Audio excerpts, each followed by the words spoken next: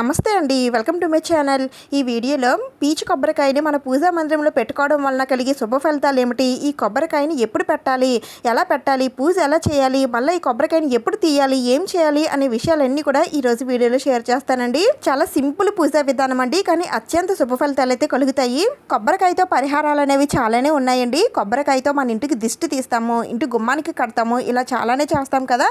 అయితే ఇదైతే మనం మన పూజా మందిరంలో పెట్టుకోవాలండి. ఎలా పెట్టుకోవాలో చెప్తాను. పూర్ణఫలమైనటువంటి కొబ్బరికాయ అంటే దేవతామూర్తులందరికీ కూడా చాలా ఇష్టం. కలశంలో ఉన్నటువంటి కొబ్బరికాయని దేవతా స్వరూపంగా పూజిస్తాము. ఏ పూజలో అయినా సరే కొబ్బరికాయని సమర్పించినదే ఆ పూజ సంపూర్ణం కాదు.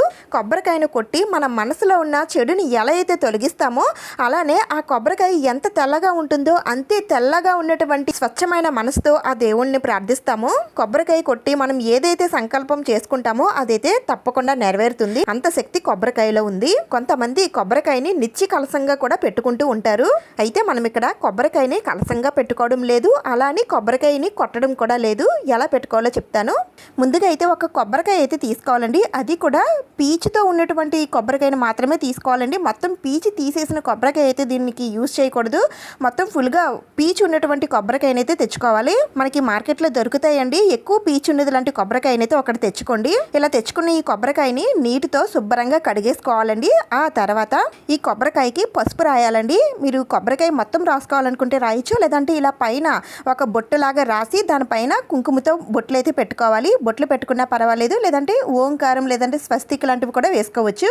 మీరు కొబ్బరికాయ ఎప్పుడు తెచ్చుకున్నా పర్వాలేదండి, కానీ మీ పూజా మందిరంలో పెట్టుకునేటప్పుడు మాత్రం ఒక మంచి రోజునైతే పెట్టుకోండి. మనకి త్వరలో అక్షయ తృతీయ అయితే రాబోతుందండి. ఆ రోజు పెట్టుకున్నా పర్వాలేదు, లేదంటే ఏకాదశి సమయాల్లో, లేదంటే పౌర్ణమి రోజుల్లో, లేదంటే ఏదైనా శుక్రవారం రోజున, ఇంకా వైశాఖ మాసంలో వచ్చే శనివారాల్లో, ఇలా ఏ రోజైనా సరే ఒక మంచి రోజును చూసుకొని పెట్టుకోవాలి. ఎందుకంటే మనం ఏ పని చేసినా సరే ఒక మంచి రోజును చూసుకొని ప్రారంభిస్తే అందులో మనం సక్సెస్ సాధిస్తామని ఒక నమ్మకం అయితే మనకు ఉంటుంది కదండి. అదే నమ్మకంతో దీన్ని కూడా పెట్టుకొని చూడండి. మాకు అన్ని విధాలుగా బాగానే ఉంది అని అనుకుంటే మీరు ఉంచుకోవచ్చు, లేదు అంటే తీసేవచ్చు. దీంట్లో మనకు వచ్చిన ప్రమాదం ఏమీ లేదు. నేను ఈ కొబ్బరికాయని ఇప్పుడు పెట్టుకోలేదండి, నేను 1 year బ్యాకే పెట్టుకున్నాను. మన ఛానల్ని ఫాలో అయిన వాళ్ళకి తెలుస్తుంది. మన పూజా మందిరంలో ఎప్పుడు కూడా ఈ కొబ్బరికాయ అనేది కనిపిస్తూ ఉంటుందండి. చాలా మంది నన్ను అడుగుతూ ఉంటారు, ఆ కొబ్బరికాయ ఏంటక్క, దానికోసం కూడా చెప్పండి అని అడుగుతూ ఉంటారు. అందుకని చెప్తున్నాను. ఇలా కొబ్బరికాయకి బొట్లు పెట్టుకున్న తర్వాత దీన్ని ఒక తమలపాక పైన పెట్టుకొని మీ పూజా మందిరంలో ఒక మూలకి పెట్టేసుకోండి. అయితే ఇక్కడ మనం పూజ చేయాలి కాబట్టి ముందు పెట్టుకొని ఈ కొబ్బరికాయ పైన కొద్దిగా పసుపు, కుంకుమ, అక్షింతలు, పువ్వులు ఉంచి అగరబత్తులతో ధూపం చూపించి హారతనివ్వండి. ఆ తర్వాత దండం పెట్టుకోండి. ముఖ్యంగా మీ కులదేవతకైతే చెప్పుకోండి, అమ్మ పూజా మందిరంలో నేను కొబ్బరికాయనైతే ఏర్పాటు చేసుకున్నాను. ఇక నుంచి మాకు అన్ని విధాలుగా జరుగుబాటు ఉండాలని, అన్నిట్లో సక్సెస్ సాధించాలని ఆ అమ్మకి చెప్పుకోండి. కులదేవత ఎవరు అనేది తెలియని వారు మీ ఇష్ట దైవాన్ని ప్రార్థించవచ్చు. మా ఇంట్లో ఎదుగుదల లేదు, జరుగుబాటు లేదు, ఎక్కడ వేసిన గొంగల అక్కడే ఉంది, ఏమి కూడా విజయాలు సాధించలేకపోతున్నాము, జీవితంలో ముందుకు వెళ్ళలేకపోతున్నాము అని అనుకునే వారికి ఈ విధంగా చేసి చూడండి. మార్పు అనేది మీకు కనిపిస్తుంది. జీవితంలో చిన్న చిన్న విజయాలు సాధిస్తూ అంచెలంచెలుగా ఎదగడం మీరు చూస్తారు. ఇది నా అనుభవంతో చెప్తున్నాను. అయితే అందరికీ ఇలానే జరుగుతుందని అయితే నేను చెప్పను. ఒకసారి మీరు కూడా పెట్టుకొని చూడండి.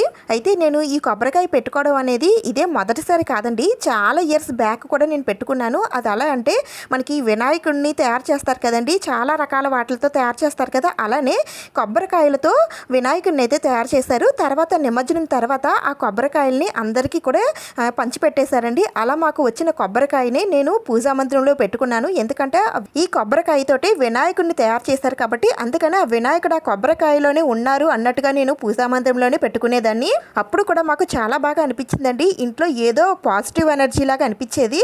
నాకు బాగా గుర్తుండిపోయే ఇంకొక విషయం కూడా ఉందండి, మీతో షేర్ చేసుకుంటున్నాను. ఆ సంవత్సరమే మేము ఒక కొత్త వాషింగ్ మిషన్ అయితే కొన్నామండి. దీనికి ఒక గిఫ్ట్ కూడా వస్తుంది, మీ పేరు రాసి ఈ గిఫ్ట్ బాక్స్ లో వెయ్యండి అని చెప్పారు. అనుకోకుండా ఆ గిఫ్ట్ మాకే వచ్చిందండి. ఒక కొత్త వాషింగ్ మిషన్ తో మళ్ళీ ఇంకొక వాషింగ్ మిషన్ కూడా మాకు పలికింది. అందుకని ఇదైతే నాకు చాలా బాగా గుర్తుండిపోయింది. అయితే అందరికీ ఇలానే జరుగుతుందని అయితే కాదండి, ఇప్పుడు ఒక సందర్భం వచ్చింది కాబట్టి నేను మీతో షేర్ చేసుకుంటున్నాను. అయితే కొబ్బరికాయని పూజా మందిరంలో పెట్టుకోవాలనే విషయం అయితే నాకు తెలియదు, ఎవరికి కూడా చెప్పలేదు. కానీ నా మనసుకే అనిపించిందండి, ఇది వినాయకుడు దీంట్లోనే ఉన్నారు అన్నట్టుగా నేను పూజా మందిరంలో పెట్టుకున్నాను. అయితే అది చాలా ఇయర్స్ బ్యాక్ అండి. తర్వాత ఆ కొబ్బరికాయ కొన్ని రోజులకి అయితే పాడైపోయింది. తర్వాత నేను దాన్ని తీసేసాను. ఇక తర్వాత నేను ఇంకా పెట్టుకోలేదు. ఎందుకంటే ఇంకా కొబ్బరికాయలతో వినాయకుడిని అయితే తయారు చేయలేదు. ఇలా మనం తెచ్చుకున్న కొబ్బరికాయను కూడా పెట్టుకోవచ్చు అని అయితే నాకు తెలియదు. అయితే మనకి ఇప్పుడు గురువు గారు అయితే చెబుతూ ఉంటారు కదా, దాని ప్రకారంగా అయితే నేను తెలుసుకున్నాను. అయితే అప్పుడు నేను చేసింది కరెక్ట్ అనే విషయం అయితే నాకు తెలిసింది. అయితే మీకు ఇదంతా కూడా అవసరం లేదు, కానీ నా అనుభవాలు అన్నీ కూడా మీతో షేర్ చేసుకోవాలి కదా, అందుకనే చెప్తున్నాను. అయితే ఈ కొబ్బరికాయని మీరు మీ పూజా మందిరంలోనే కాదండి, మీకు వ్యాపార స్థలాలు అవి ఉంటే అక్కడ కూడా మీరు దీన్ని ఏర్పాటు చేసుకోవచ్చు. అయితే ఇలా పెట్టుకున్న కొబ్బరికాయకి రోజు పూజ చేయాలా, ఎన్ని రోజులు ఉంచాలి, ఎప్పుడు తీయాలనంటే ఇలా పెట్టుకున్న కొబ్బరికాయకి మీరు రోజు పూజ చేయవలసిన అవసరం ఏమీ లేదండి. మీరు రోజు పూజ చేసుకునేటప్పుడు ధూపం చూపిస్తే సరిపోతుంది. అయితే మరి కొబ్బరికాయని ఎప్పుడు తీయాలనంటే తీయనవసరం లేదండి, అలా మీ పూజా మందిరంలో ఉంచేసుకోవచ్చు. అది ఎప్పుడైతే పాడవుతుంది, దాని నుంచి నీళ్లు కారుతున్నాయి, కొంచెం పాడయింది, కుళ్ళిపోయింది అని అనుకునేటప్పుడు దాన్ని వెంటనే మార్చేసి మళ్ళీ ఒక మంచి రోజున ఒక మంచి కొబ్బరికాయని తెచ్చుకొని పెట్టుకోండి. అది పాడైపోయినంత మాత్రాన ఏదో అశుభం జరుగుతుందని మాత్రం భావించకండి. మీకు జరగాల్సిన చెడు, దిష్టి, గండాలు అన్నీ కూడా ఆ కొబ్బరికాయతోటి వెళ్ళిపోయాయని సంతోషపడండి. అయితే సాధ్యమైనంత వరకు కొబ్బరికాయ అనేది పాడవదండి, అలా డ్రై అయిపోతుంది తప్ప. ఇలా పాడైపోయినా లేదా తీసేసిన కొబ్బరికాయని పారే నీటిలో మాత్రమే వదిలిపెట్టాలండి. ఒకవేళ మీకు దగ్గరలో పారే నీళ్లు లేకపోయినట్లయితే ఏదైనా చెట్లు మొదట్లో కానీ ఎవరు తొక్కని ప్లేస్లో కానీ పెట్టేయండి. మనం పూజా మందిరంలో చాలా వస్తువులు పెట్టుకుంటూ ఉంటాం కదండి, అలానే దీన్ని కూడా ఒక మూలకి పెట్టేసుకోండి. దీనివల్ల మనకు అంతా కూడా మంచి జరుగుతుంది, కానీ ఎలాంటి నష్టం అయితే జరగదు. మీకు నమ్మకం ఉంటే పెట్టుకోండి. ఈ వీడియో నేను ఎప్పటి నుంచో పెట్టాలనుకుంటున్నానండి, కానీ ఇప్పటికైతే కుదిరింది.